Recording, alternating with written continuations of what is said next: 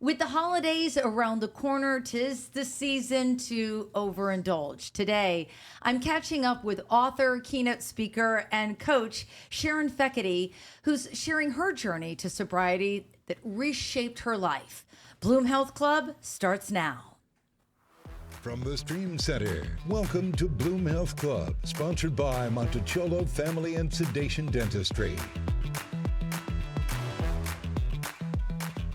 Bloom Health Club. I'm your host, Gayle Guyardo, and our newest member of the club is Life Coach Sharon Fekete, who helps people struggling with addiction, depression, or even loving someone in crisis. Thank you so much for joining us. Thank you for having me. I'm so excited to have this conversation. And I want to introduce you to our producer who's directing the podcast today, Lily Oberhelman. Lily, you're going to be joining the conversation from time to time. I'm very excited to be here. This is good stuff. Yay. So let's start with your personal journey that started when you were very, very young. You made the decision that you were going to stop drinking. What happened? So I don't think it was my decision at first. So it started with a family intervention when I was 18 years old. I had struggled. I went to a private Catholic school, taken away from my friends that were going to public school, and I really struggled terribly with acne. Didn't feel like I fit in, the hormones, all the things that are happening to most teenagers growing up. And so there was a family intervention one night when I came home when I was 18 years old, and they wanted me to go to rehab. So off I went to New Hampshire, to Seafield Pines. It was quite lovely.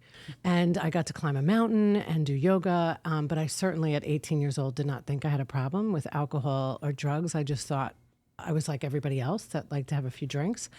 And then at 19, I was mandated to my second rehab. And then when I went to this halfway... When you say mandated, do you mean by court? That's correct. Okay. I was arrested, and hence why I wrote a book, because these stories can tend to be very long, but it's not even an interesting enough story. It was like having fake ID and just... wrong place, wrong time. And so now I'm mandated. My parents have to get the lawyer, and it's costing a tremendous amount of money to have this child of theirs. And now I'm going to my second rehab in a halfway house in upstate New York, also lovely, Rhinebeck Lodge. Okay. So yoga, meditation, all the things. And then, I really did not think I had a problem at 19 years old. I thought I was just like everybody else. My first rehab was for adolescents. The second one was a little more serious.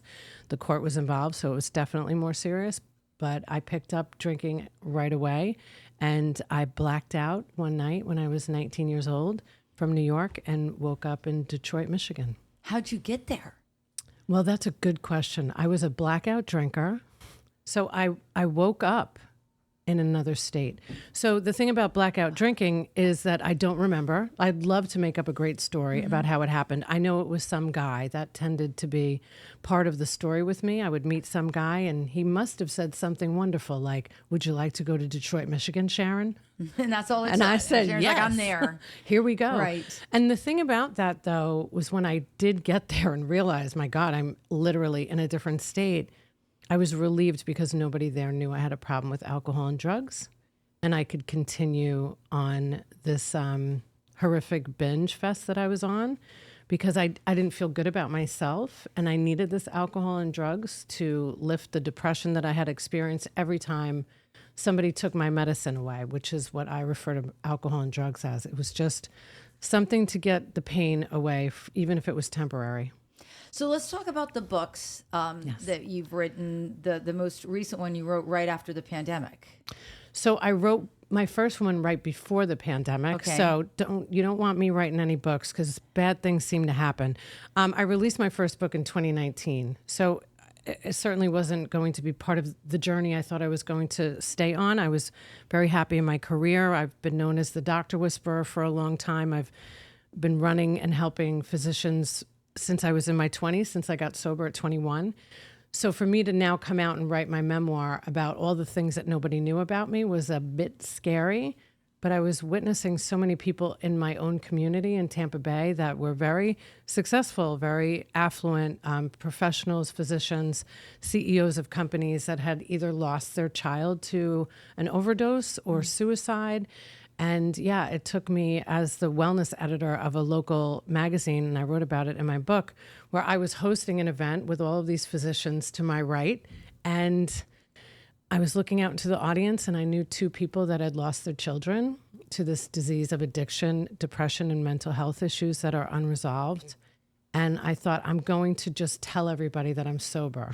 So I was at a beautiful, luxurious space, and it was scary. And then I had such a great response from that. I thought, what would it be like if everybody knew where I came from? Right. And what was it like? Scary. I mean, my husband, to this day, maybe not to this day, but it was a scary thing for me I'm working in the medical industry. I had been the boss. I was director of operations for New York Medical before I moved to Florida. I had, 11 of our own offices and 42 satellite offices. I was the boss. You don't tell people when you're the boss that you blacked out and moved to Detroit, Michigan. Right. It's not the thing to do. You don't want anybody to think that you have a weakness or that you've been through anything. I was taught in business that you come in and you act like you know what you're doing no matter what's happening. Wear the red power suit. I mean, I was literally told these things. And then when I moved to Florida 20 years ago, I ran pediatrics for 8 years. So I was very good at being the boss. And then 11 years ago, I opened my own consulting business for doctors.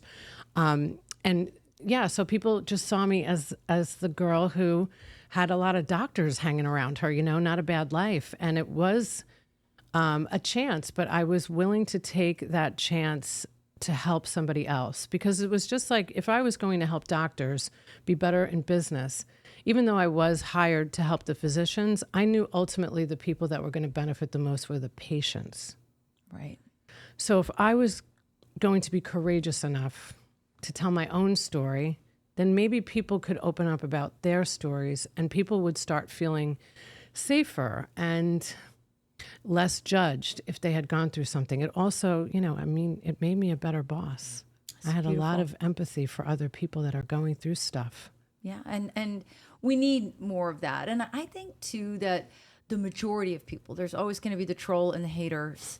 I think most people embrace vulnerability. Yeah. And they understand that we all make mistakes and we've all taken a wrong path in life. And it's okay to repair that. And for you, a big part of that was the 12-step program of AA. That really helped you a lot. It saved my life. If it wasn't for... So, I was 21. I'm 53. I just turned 53 last week. And the internet didn't exist, Gayle. So...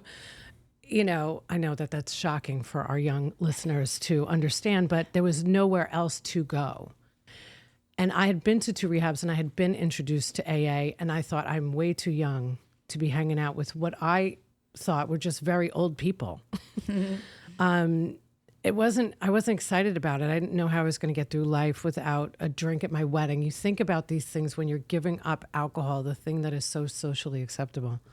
But if it wasn't for Alcoholics Anonymous and the 12-step program, I would have never been able to be the boss that I was, because that was my first lesson in leadership, was how to be somebody that listened, who worked on her own stuff before she tried to help somebody else. And then I was surrounded with people who were from all walks of life. I mean, doctors, lawyers, and yes, people that were homeless. I mean, but my addiction took me to very, very dark places. So I've never looked at somebody like they were less than me. I am you and you are me.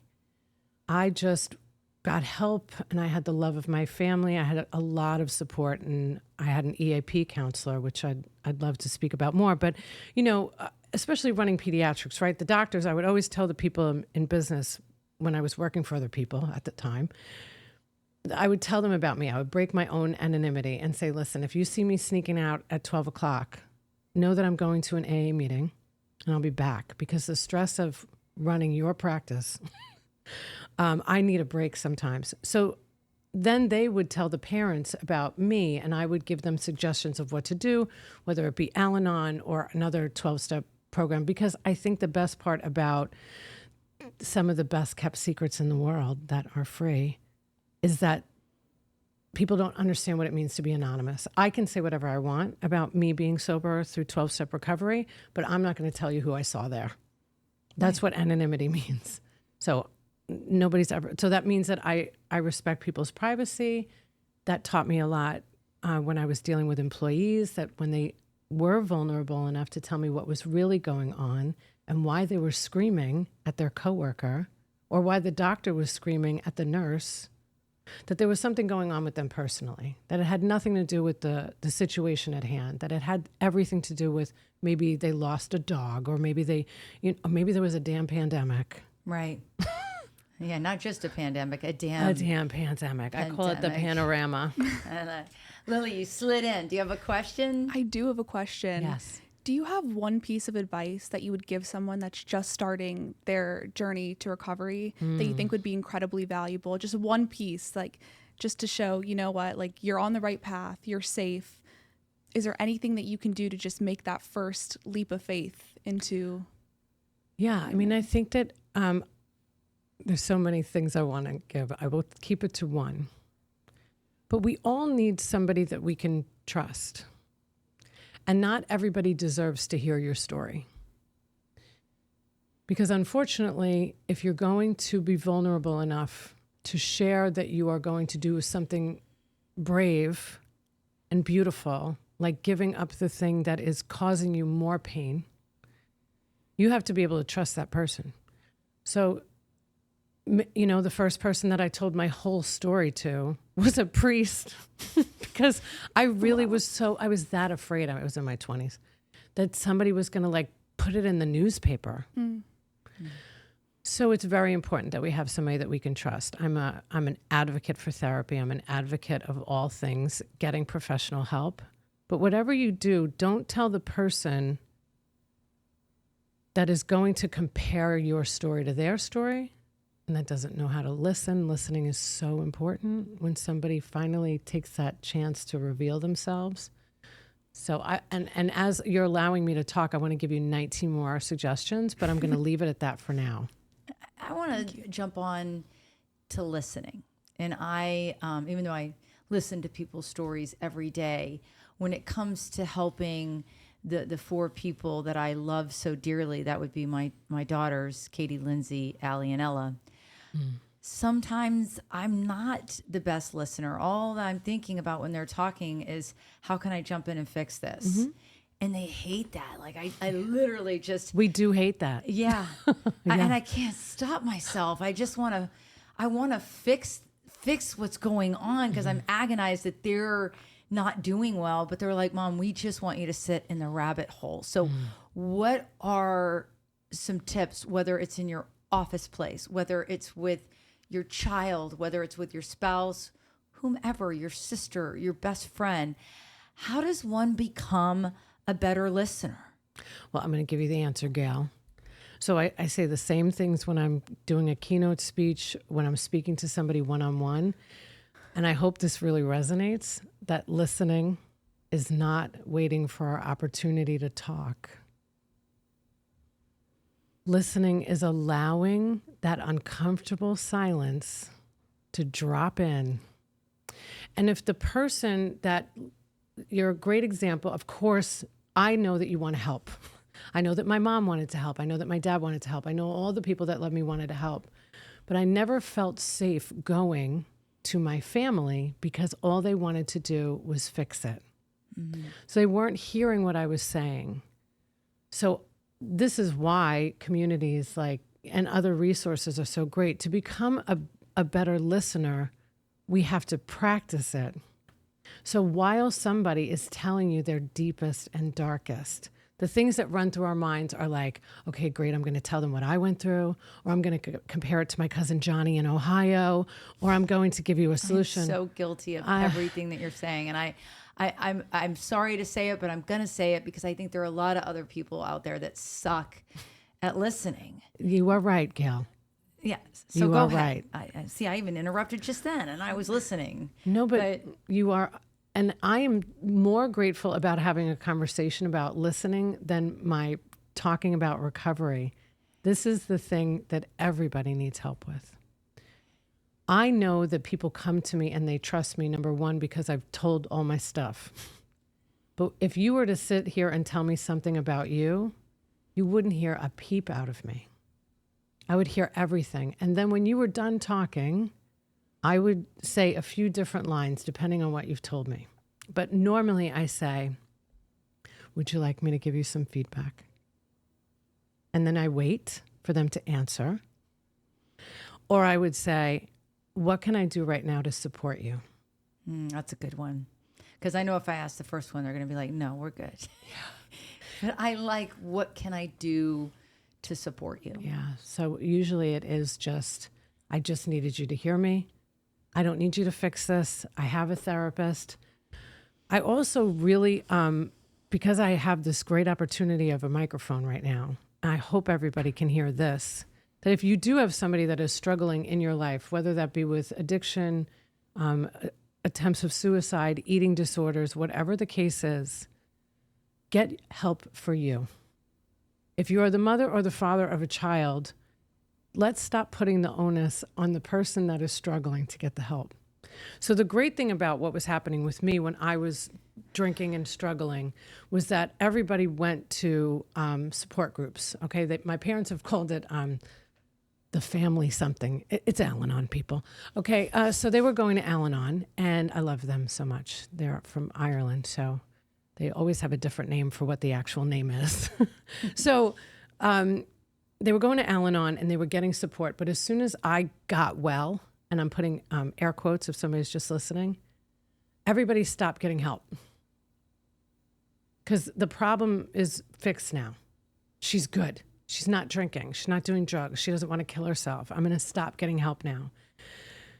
And I'm telling you that the family getting the help is much more beneficial from the person that has struggled, because I have to be in the light. I struggled with depression, so I see flowers in front of me, so that makes me feel good.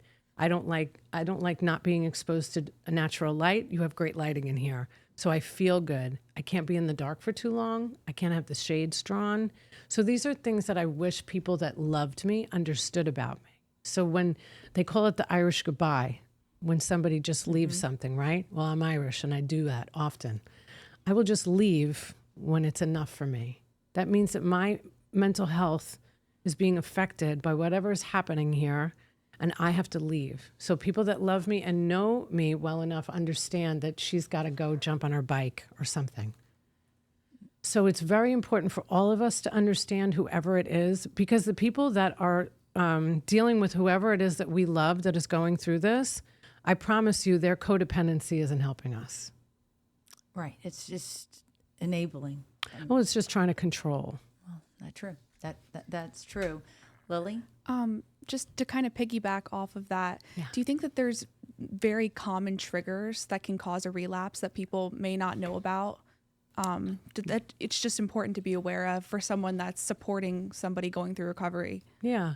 So thankfully things are a lot different today than when I got sober at 21. So again, I love AA. It saved my life. 12-step recovery was the best thing that ever happened to me, because I had community and I had young people.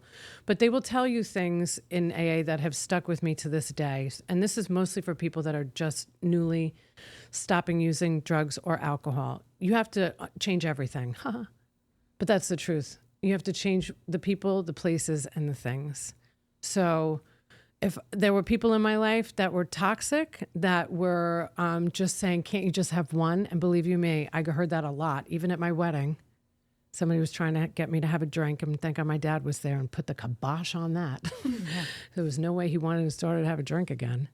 And I think that there's something to be said about just supporting somebody that is going through it, not drinking. You know, we have to live in a society where alcohol is everywhere. So I didn't expect anybody to like clean out the liquor cabinets or not drink anymore when I was around. But it's certainly nice when somebody offers me more than like, I don't know, a soda or a water. Think about that. You know, think about what you're asking the person that is not drinking anymore. Do you want to go to a sober space? Because they have many here in Pinellas County now where they don't serve alcohol. Maybe, you know, you want to just go have a smoothie or maybe just coffee. think about these things when you're having events. I could go on for days about the things that people do wrong, especially in the workplace. All these happy hours, there ain't nothing happy about you getting trashed in front of me. Right. And the companies that are having more alcohol at events or axe throwing events, I'm just not sure how that tracks with health and wellness. So I just think that all together we can all do better, but we are shifting into that space today, thankfully, where we're becoming more mindful. We need more people to be checked into their brains versus checking out. But if you want somebody in your life to stop drinking or stop drugging or whatever the case is, or stop overeating or stop or whatever it is that they're struggling with, will be that example. Because it is true, like if you don't want your kids to do it, then maybe take the iPad out of your hand. And addiction is not just about alcohol and drugs. Many people are addicted to work. Many people are addicted to social media.